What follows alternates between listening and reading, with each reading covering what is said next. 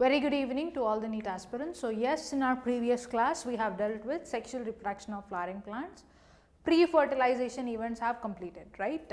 So in today's session we will be looking into the agents of pollination, like how they are pollinated. Fine, right? And in our previous class we have also dealt with autogamy, geitonogamy and xenogamy. Which type of pollination requires pollinators? Xenogamy. Very good. Geitonogamy? Geitonogamy. Why? Self-pollination. So it will be flowers, two different flowers of the same plant, it also requires pollinators. As such, you have different types of pollinations for xenogamy, and pollinators will be biotic and abiotic pollinators, beta. Okay. First I will give you on types or modes of pollination. Take down. Modes of pollination are of two types: abiotic pollination and biotic pollination. Fine, right? Next, pollinators, if you see, pollinators, or you can say pollinating agents. Okay, as such you have abiotic pollinators and biotic pollinators. The most common method of abiotic pollination is wind pollination. Yes, very good. Anemophilous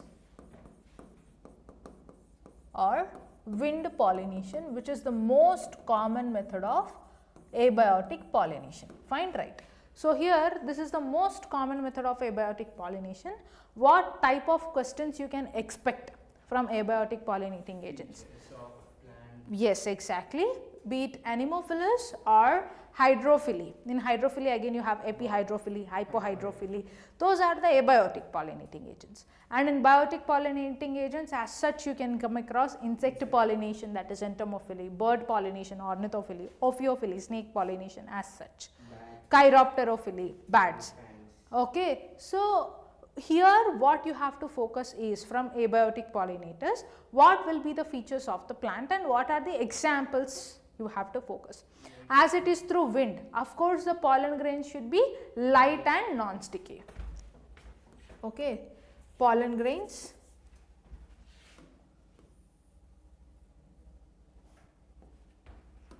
features of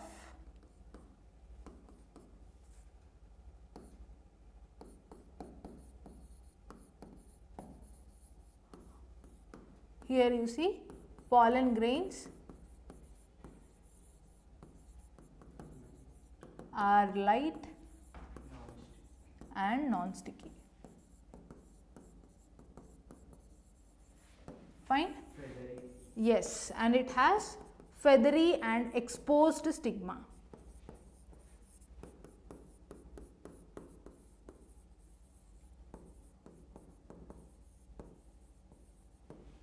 Right, and the best example is maize. It has long tassels where the stigma is exposed. Okay, long tassels which will expose the stigma. Stamens are loosely packed. Yes, they are loosely packed. Stamens are loosely packed and you can see well exposed stamens, and pollen grains are light in weight. Fine, right? And here in all the plants which are pollinated by wind, they will have a single ovule in the ovary.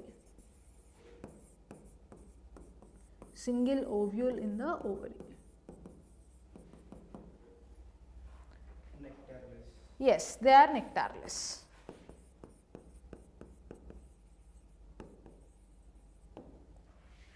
Fine. So these are the characteristic features of anemophilous type of pollination.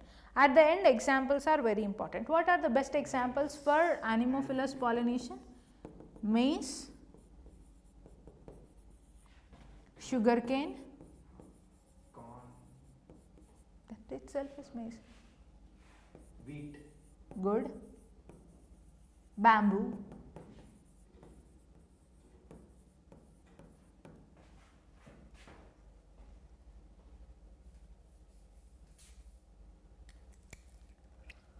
Well exposed stamens, excuse me,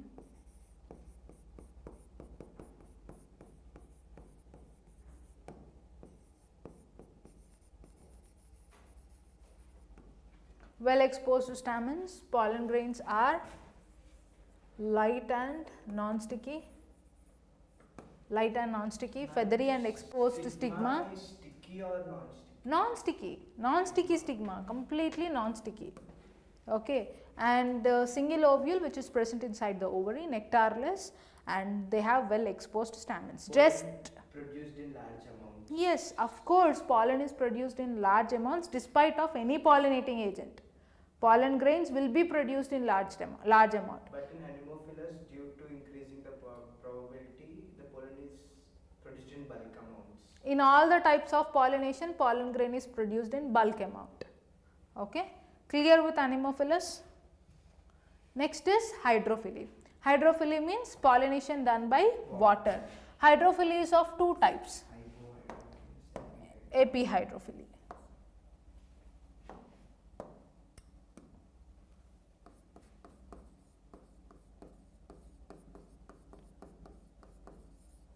It is of two types. Epihydrophily and second is hypohydrophily.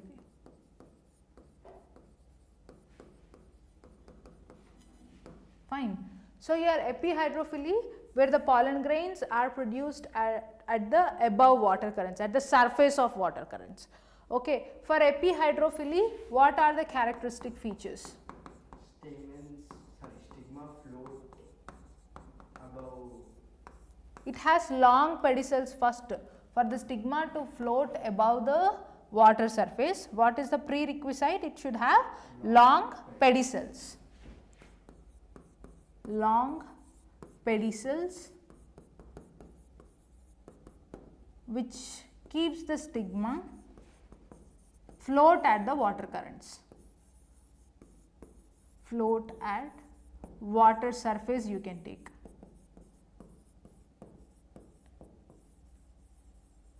Okay.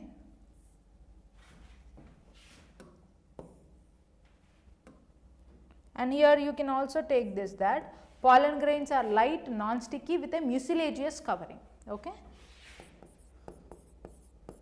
Pollen grains are light, non-sticky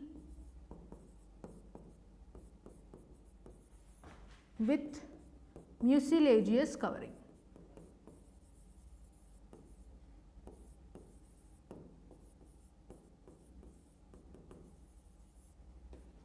Fine. And here pollen grains, stamens height is long, and stamens, they will release the pollen grains into the water currents itself. They will be reaching up to the surface and they will float, okay, to reach the stigma. Fine, right? And hydrophily is seen in very least plants, just approximately 30 genera of monocots.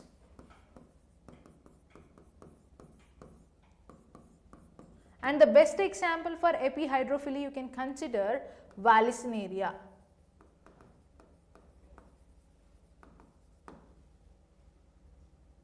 Hypohydrophily, it is Zoostera.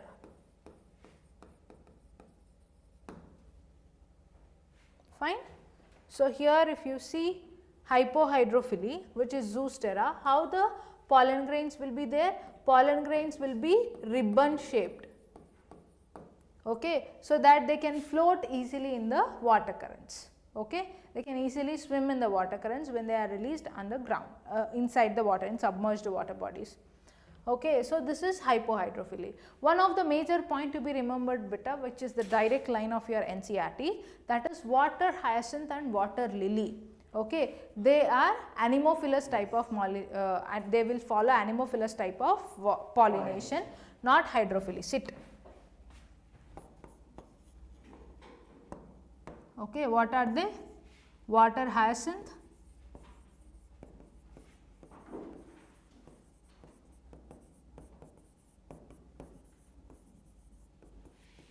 water lily. Follows what type of pollination? Anemophilous. These are the major points, ma. That's it. Apart from this, you will not get. Okay, examples, type of pollen grains, how stamens are produced, what is the position of stigma. Okay. Again, these are also nectarless. Nectarless.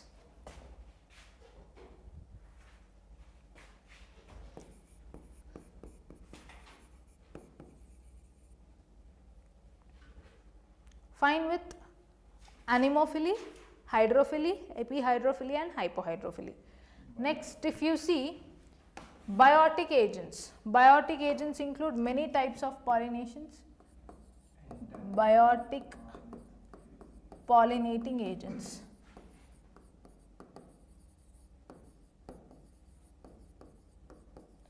Biotic pollinating agents include majorly insects. Okay, major pollinating agent is insect, that is entomophily. Yes, here floral rewards will be there.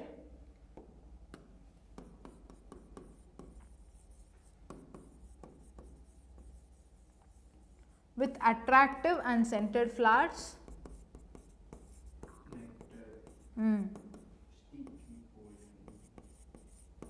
Scented flowers, sticky pollen,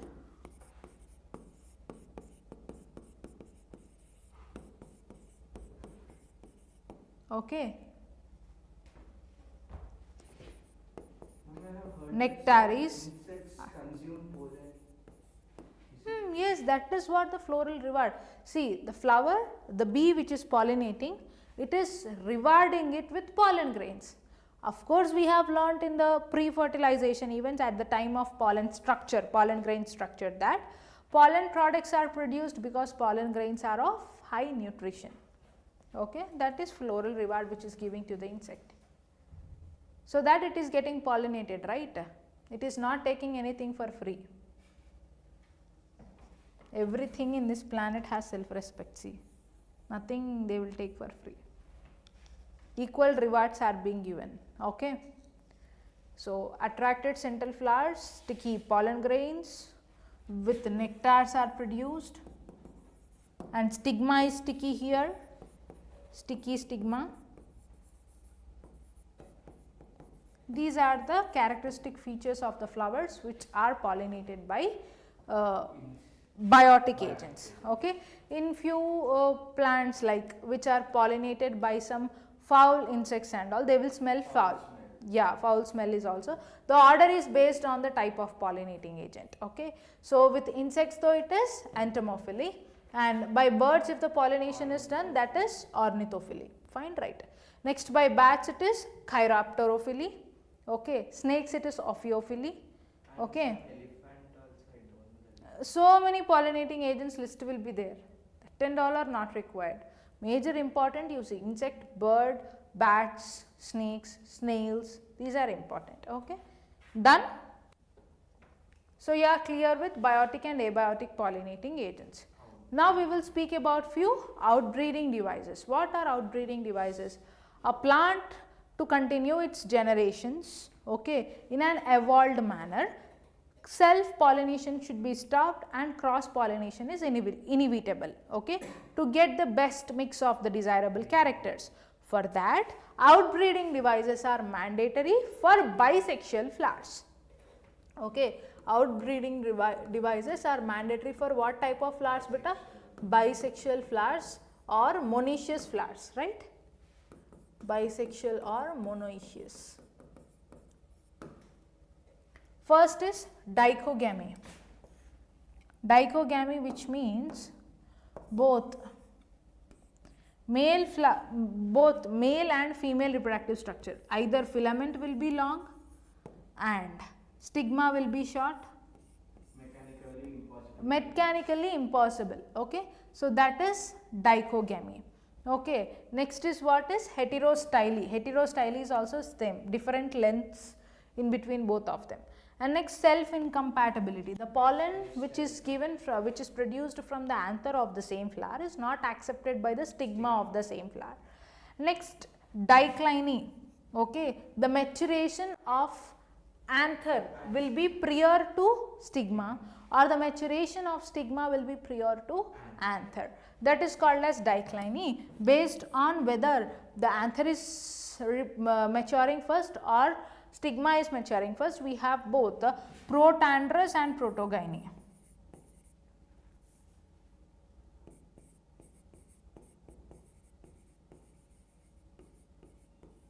And protogyny.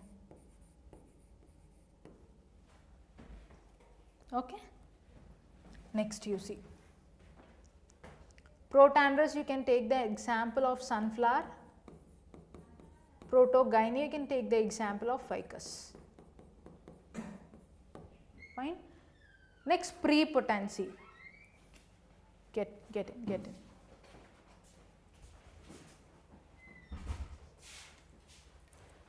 Next is, first you settle down, have some water.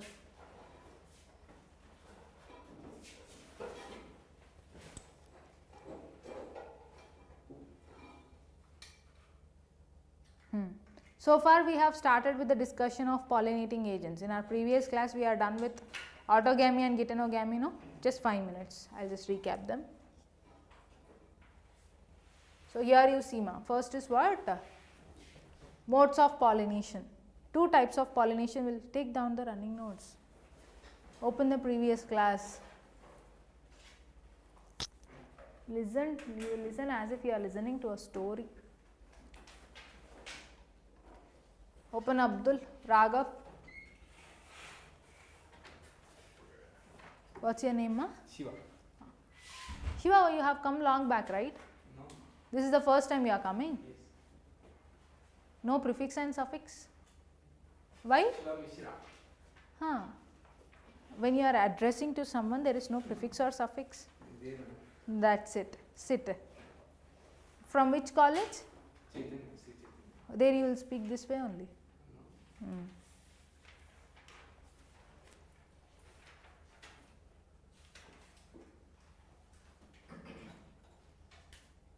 Shiva, open your running notes. Without running notes class नहीं चलता. फिर भी कुछ paper तो निकालो ना.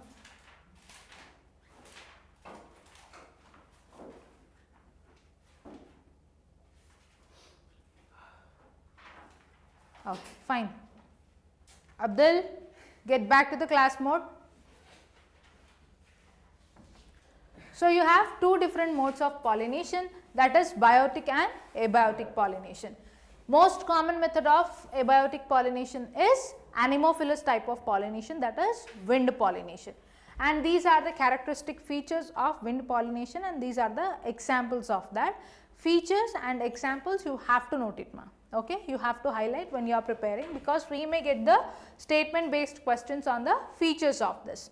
And after which, if you see hydrophily, first is hydrophily, which the pollination is through water, and you have 2 types of hydrophily, that is epihydrophily and hypohydrophily. Epihydrophily, Shiva, sit properly.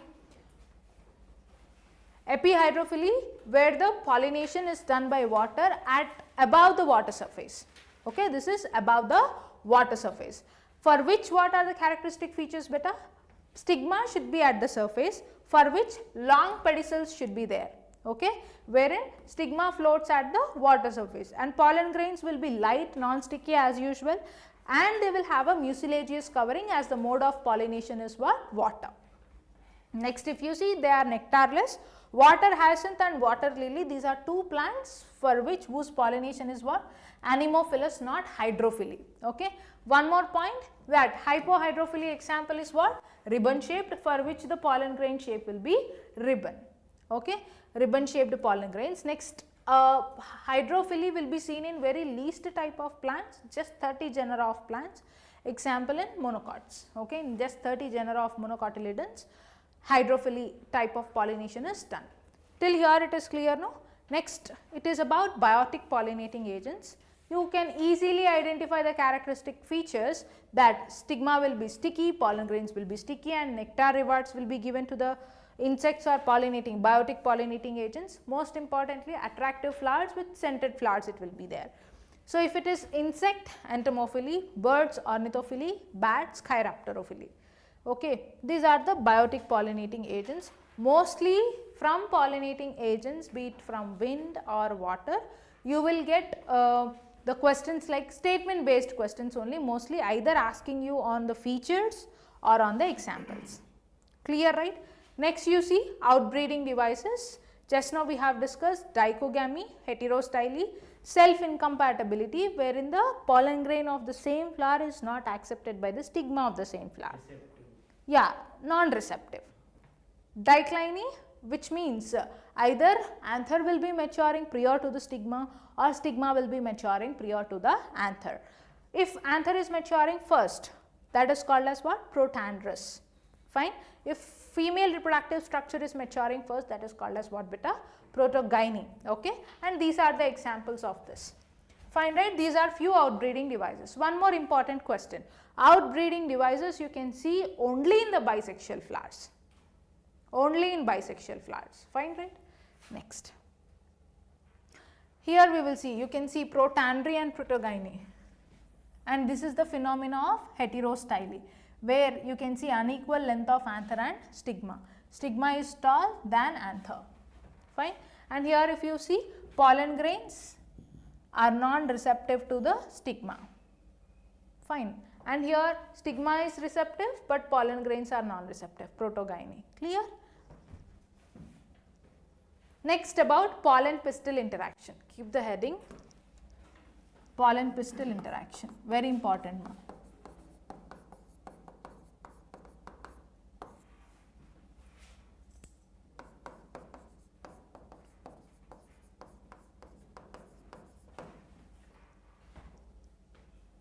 Yeah.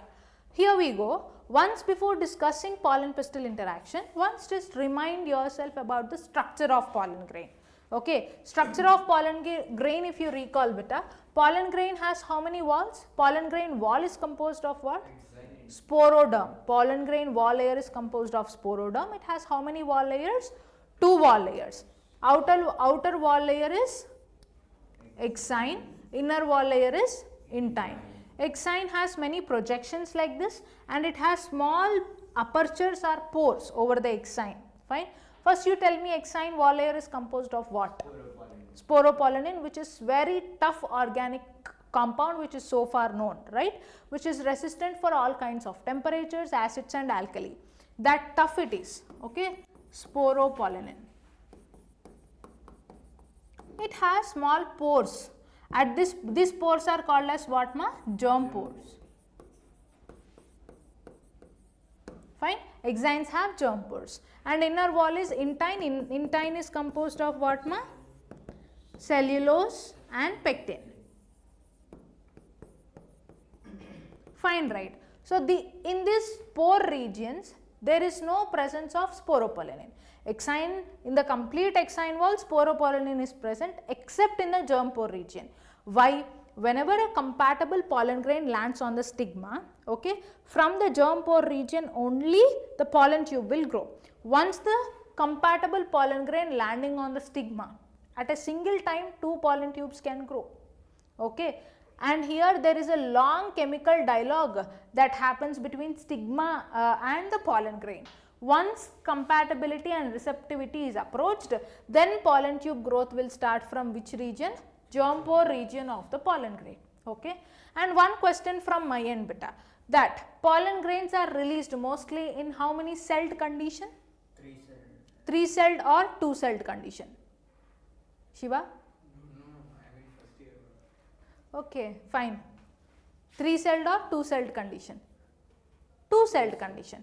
In most of the angiosperms, pollen grains will be released in 2-celled condition, okay. So, here 2 cells include what? Vegetative cell and generative cell. Fine, right? Once the pollen tube is growing, right, inside the pollen tube,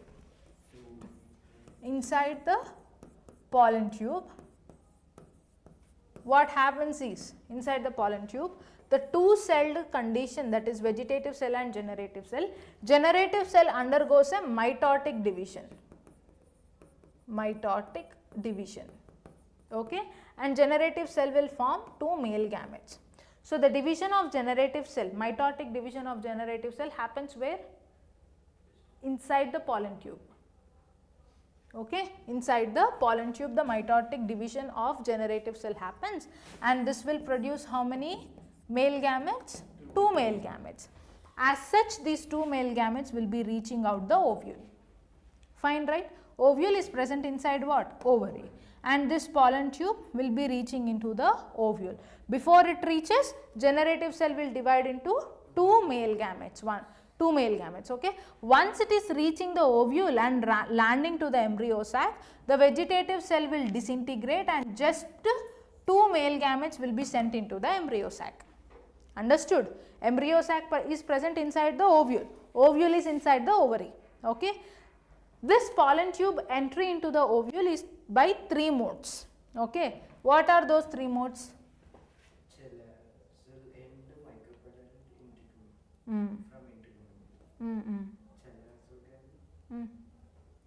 చెప్పురా, అది అంతవరకే వచ్చు, గుర్తు రాదు.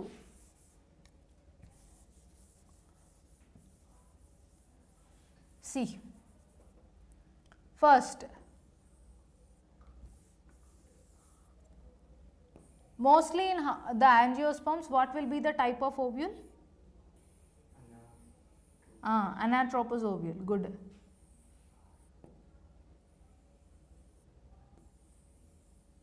Okay, this anatropous ovule is an inverted ovule, yes or no?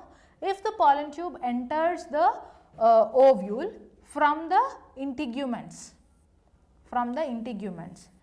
it is called as mesogamy. If the pollen tube enters from the chalazal end, chalazogamy. Fine, right? If the pollen tube enters through the micropylar region, this is called as sporogamy. In most of the angiosperms, sporogamy way only the pollen tube will enter.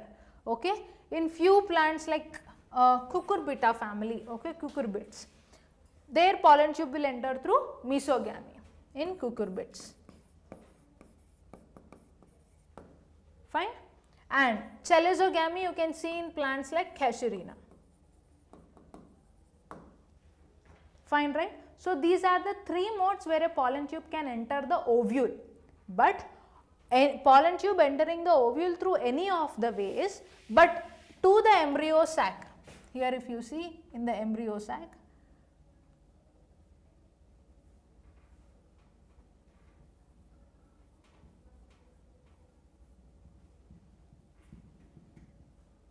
at the micropylar end, what is present beta? Egg apparatus. Once recall the structure of embryo sac. 2 synergids and 1 egg cell, combinedly you will call it as what? Egg apparatus. And at the center there is a central cell or polar nuclei, and at the chalazal end you will have 3 antipodals, right ma? So to the ovule it can come through any of the ways, either through mesogamy or through chalazogamy or through polygamy, but to the embryo sac it will enter from the synergids itself. Okay, this pollen tube will enter one of the synergids, and the filiform apparatus which are present in the synergid will guide the pollen tube towards the egg cell. Okay, once the pollen tube is approaching the filiform apparatus, this will guide the entry of the pollen tube and it will release what? 2 male gametes. Okay, of which 1 male gamete will fuse with what? Egg cell, and other male gamete will fuse with what? Polar nuclei. Okay, so here you see the concept of double fertilization. This though you have understood, no ma, how the pollen tube is coming and how it is approaching the embryo sac through filiform apparatus. It is releasing out 2 male gametes, one is fusing with egg cell and the other is fusing with the central cell. Okay, so the double fertilization concept is very simple for you. Just take down this simple note. Double fertilization. So megasporogenesis concept is clear to you, no ma? Megasporogenesis, Raghav, Abdul, Kunal, in previous class we have discussed. So here if you see beta, in megasporogenesis, after that we have learned like ploidies in detail. What will be the ploidy of ovule here? Haploid. Ploidy of ovule. Ovules. Diploid. Ploidy of ovule, not about the embryo sac I am asking you. Diploid. Raghav, Mr. Raghav. Diploid. Ploidy of ovule is diploid. What is the female gametophyte in this? Embryo. Sac. Okay, embryo sac is the female gametophyte. What is the ploidy of the female gametophyte? Haploid. Haploid. What is the ploidy of antipodals? Diploid. Haploid. When embryo sac is haploid, antipodals also will be haploid. What is the ploidy of egg apparatus here in the micropyle? Haploid. Just polar nuclei or central nuclei is an N plus L condition, you can say, or diploid also is fine. Clear, no? Ploidy is very important, ma. So here if you see in double fertilization, one male gamete which is haploid will fuse with egg cell which is haploid, right? This fusion is addressed as what? Syngamy.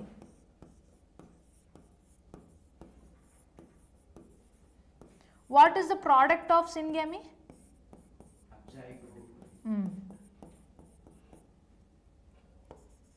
Zygote ploidy is done.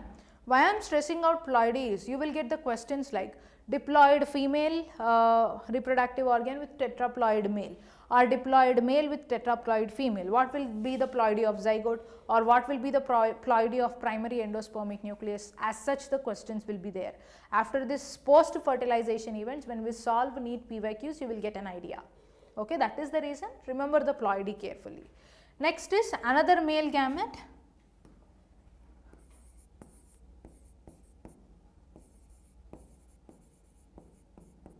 Fuses with polar nuclei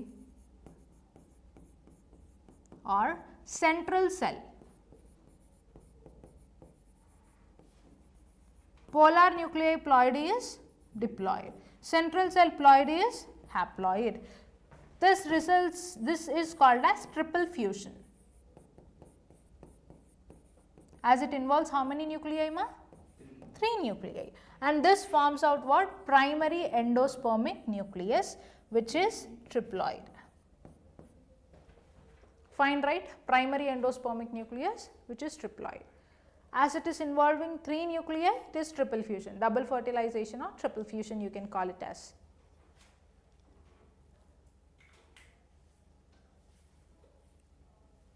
Clear? Now, artificial hybridization. This is the last concept we are going to look here. So, artificial hybridization is a major process which is involved in crop breeding program, wherein 2 plants, male plant and female plant, which are desirable are taken. Okay, desirable for different characteristics are taken for a mixed desirable featured offspring. Okay. So, if you are taking a bisexual flower, a plant with a bisexual flower, and you only need pollen grains from that, for that emasculation is required, that is removal of anthers, okay, from the flower. So, first if you see, you will take a male plant which is tall and rigid stems, pollen grains are from this, and plant 2 which is a female parent with large fruit size.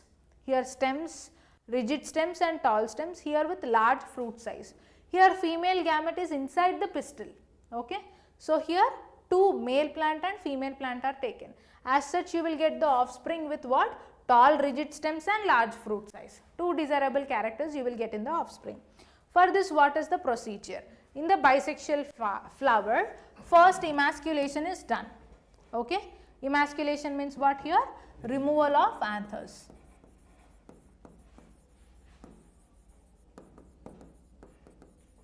After removal of anthers, you will bag this, okay, so that other pollen grains will not come and reach the stigma.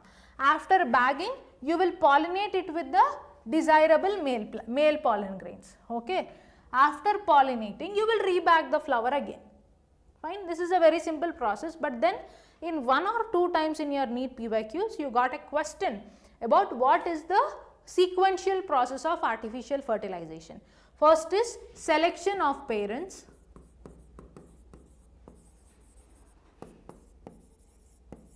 selection of parents, and then emasculation followed by bagging, pollination, and then rebagging. Fine. Take down Shiva at least. It will be easy for next year, na?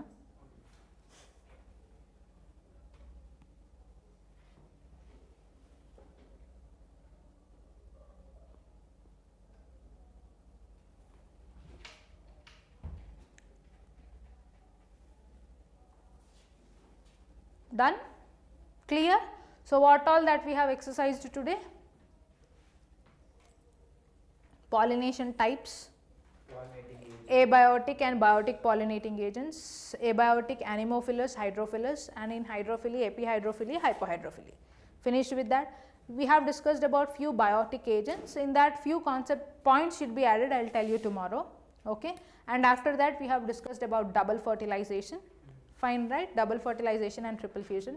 We have recalled the ploidies of ovule, might be embryo sac, everything. And then we have looked into artificial hybridization. In our next class, we will be solving post-fertilization events. Okay? Post-fertilization events include zygote development, embryo development, endosperm development, okay, seed formation and fruit formation. These post-fertilization events we will be looking into, and then we will be solving NEET previous year questions, after which we can enter into genetics. Okay. Clear, right, ma? Yeah, that's all for today's session. Thank you.